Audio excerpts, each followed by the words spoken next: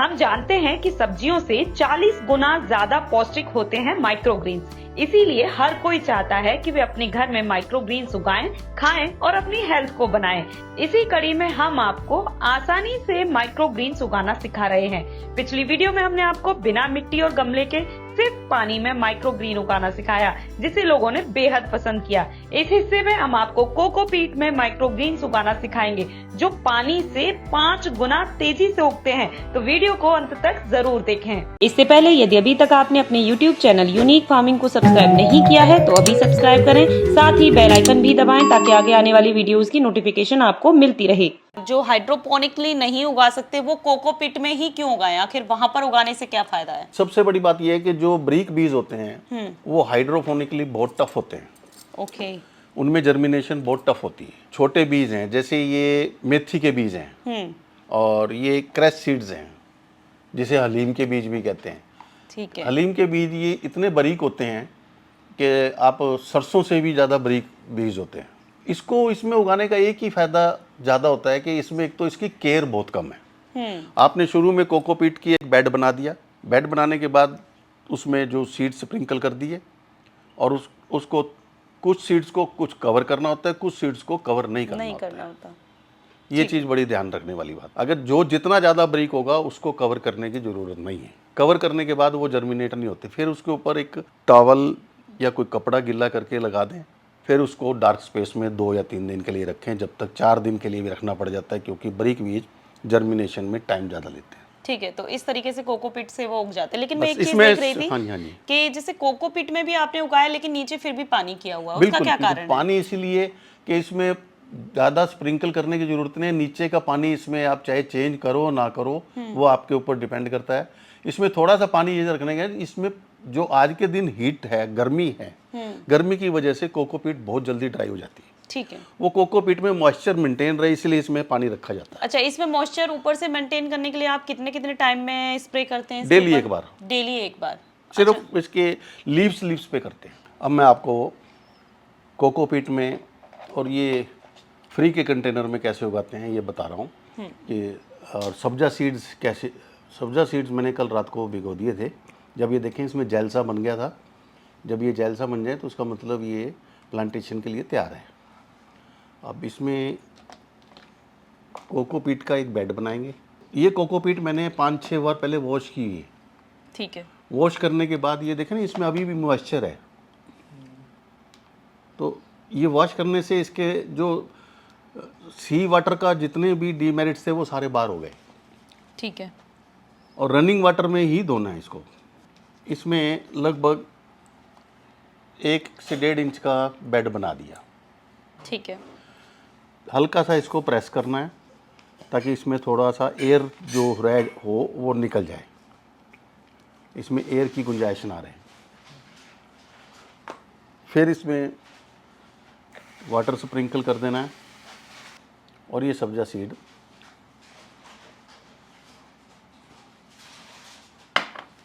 ये डाल दिए और इसको हम एयर टाइट करके एक डार्क प्लेस में रख देंगे। ये डार्क प्लेस में जब तक इसमें जर्मिनेशन चलेगी, जब तक इसमें लीफ आने शुरू नहीं हो गए, तब तक तो ये एयर टाइट रहेगा। डेली इसको खोल के इसमें पानी लगा के और थोड़ी हवा लगा के फिर इसको दोबारा एयर टाइट करके और डार्क प्लेस में जब इसमें स्प्राउट होना शुरू हो जाए तब इसको चाहे आप रोशनी में रखें। और रोशनी के लिए भी इसमें धूप या किसी चीज़ की ज़रूरत नहीं होती। ये जो कमरे में सनलाइट आ रही है दैट इज़ सफिशेंट। सिर्फ आपको 24 डिग्री टेम्परेचर में रखना है। हाँ, ये कोकोपीट में लगाने का एक और बेनिफिट देखा मैंने कंपैरेटिव टू हाइड्रोफोनिक। कोकोपीट में जो हाइड्रोफोनिक में इसकी 4 इंच या 5 इंच इसकी रेंज बनती है, कोकोपीट में उसकी रेंज बढ़ जाती है। ठीक है। ये और 2 इंच बड़े हो जाते हैं। अगर इसमें आपकी प्रोडक्शन 50 ग्राम पैदा होती है एक ट्रे में, तो उसमें आपकी 3 टाइम्स होगी। उसमें 150 ग्राम लगभग उतरेगा। वो तो हमें यहाँ पर दिख ही रहा है सर कि इतने ज़्यादा अगर आप इतने छोटे से आपके ये नैनो ये मैंने मेरे अपने घर के लिए कर रहा हूँ। तो सर जर्मिनेशन करने के लिए क्या ऐसा ज़रूरी है कि हर बार इस तरीके से टॉवल में रखें? हम डायरेक्ट उसकी ट्रे के अंदर भी तो डाल सकते हैं? डाल सकते हैं, लेकिन वो टाइम ज़्यादा ले लेगा, टाइम कंज्यूम कर लेगा। और उसमें ट्रे में डालने के बाद क्योंकि उसमें मॉइस्चर कम रहेगा और ड्राई जल्दी होगा, तो उसमें आपको पानी दिन में 4 तो बार जैसे 5 बार कि डालना आपने पड़ेगा। यहाँ पर बीट रूट के ये सीड्स यहाँ पर डाले हैं, तो क्या उनको भी सेम आपने इसी तरीके से कपड़े में पहले? नहीं, मैंने जो ये कहा था ना कि जितना बारीक बीज होगा उसको जर्मिनेट करने की, स्प्राउट करने की जरूरत नहीं है। ठीक है, आप सीधे ही आप इसमें डाल लें। इसमें मॉइस्चर देखें, आप हाथ लगा के देखें कि इसके अंदर मॉइस्चर है, और ये जर्मिनेशन इसकी कल रात को डालने के बाद अभी स्टार्ट हो चुकी है। ठीक है। और जबकि ये बड़ी लगता है कि काफ़ी फास्ट ग्रो होगा। ठीक है, तो ये हम कह सकते हैं कि यहाँ पर हम देख रहे हैं कि 3 इंच तक के से ज़्यादा तक के ये हो चुके हैं, तो ये 7 डेज में यहाँ पर ये उग कर तैयार हो गए। बिल्कुल तैयार हो गए। तो ये जितने भी आपने अभी हमें दिखाए हैं कि ये जर्मिनेशन प्रोसेस चल रहा है, ये 7 दिन के अंदर अच्छे से तैयार हो जाएंगे। बिल्कुल तैयार हो गए। तो सर आपने यहाँ पे 2-3 तरीके हमें यहाँ बता दिए हैं, लेकिन आपने साथ में एक बड़ी अच्छी चीज़ हमें यहाँ पर बताई कि जो गलती आपने की थी, है ना, लाइक आपने ये बताया था कि आपने ये बीट्स के उगाए थे और फंगस इसमें लगी। हाँ, तो इसमें वो मैं ये गलती आपके द्वारा इसमें की वो गई। गलती इसलिए हो गई क्योंकि जो ये व्हीट ग्रास है इसकी रूट्स बहुत ज़्यादा होती हैं। इनमें आप देखेंगे कि इनमें रूट्स बहुत कम है। इससे 10 गुना ज़्यादा रूट्स इसकी व्हीट ग्रास की होती है। और वो रूट्स देख के मैंने सोचा कि इसमें हो सकता है कि पानी की ज़्यादा ज़रूरत हो, क्योंकि ज़्यादा रूट्स होंगे तो पानी ज़्यादा लगे। वो पानी ज़्यादा डालने से इसमें रूट्स में फंगस लग गई। वो फंगस ऊपर ना आए उससे पहले मैंने इसको हार्वेस्ट कर लिया। अच्छा, एक चीज आपने ये बताई कि एक फंगस लगने का डर इसमें ज्यादा रहता है, पानी की मात्रा और उसके ऊपर क्या और भी कोई समस्या है जो माइक्रोग्रीन्स के उगाने के दौरान आती है? इसके अलावा कोई समस्या नहीं आती। इसमें कोकोपीट आपको 2-3-4 बार वॉश करके फिर यूज़ करनी चाहिए, क्योंकि उसमें सी वाटर यूज़ किया होता है, तो इसलिए वो आपके जर्मिनेशन को स्लो कर सकता है और उसमें हो सकता है कि कोई बैक्टीरिया भी आ जाए। ठीक है, तो इसलिए 4-5 बार वॉश करके अच्छी तरह फिर उसको यूज़ करें।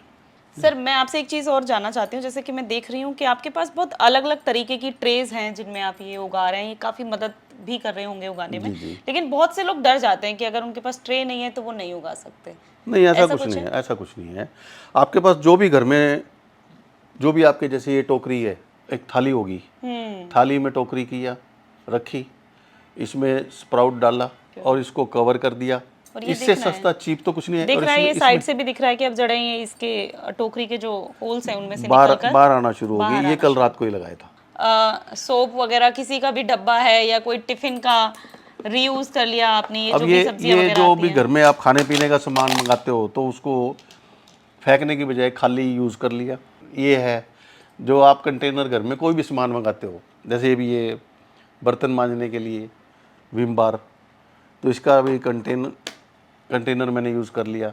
इसमें मैंने सौंफ लगाई हुई है। जो भी आपके पास ट्रे है उस ट्रे में लगा के और नीचे पानी के लिए अगर ज़रूरत है तो रखो, नहीं तो ये सिर्फ इसीलिए लगाया ताकि इसका जो ज़्यादा पानी ओवर वाटरिंग है जो नीचे आ जाएगा वो फैलने के से बचेगा, इसलिए इसको कवर किया हुआ है।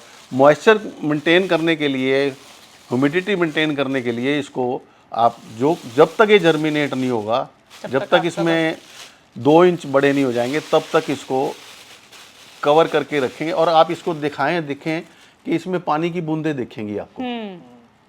ये मॉइस्चर है जो इसको ड्राई होने से बचाता है। और इसको डार्क प्लेस पे रखना है, इसके ऊपर कपड़ा रख के। ये कोरिएंडर लगाया मैंने इसमें। ठीक है सर, तो इस वीडियो के अंदर हमने ये जान लिया है कि 3 से 4 आसान तरीके हैं, और जैसे जैसे आप उगाना शुरू करेंगे तो ये तरीका और भी ज़्यादा आसान होता जाता है। और जो भी हाइड्रोपोनिकली उन्होंने बताया या कोकोपिट की मदद से बताया, तो मुझे नहीं लगता कि ऐसा कोई खर्चा उसके अंदर आया है। और जितनी हेल्दी चीज़ है तो उसके सीड के लिए थोड़ा खर्चा हम ज़रूर कर सकते हैं। तो ये तरीके थे जो इस वीडियो के अंदर बताए गए हैं। अगर आप इसके अलावा भी कोई सवाल पूछना चाहते हैं या कोई चीज़ ऐसा स्टेप है जिस पर आपको थोड़ा सा कन्फ्यूज़न हो रहा है तो आप कमेंट बॉक्स में पूछ सकते हैं। वीडियो पसंद आई है तो वीडियो को लाइक एंड शेयर करना ना भूलें और चैनल को सब्सक्राइब करें। धन्यवाद।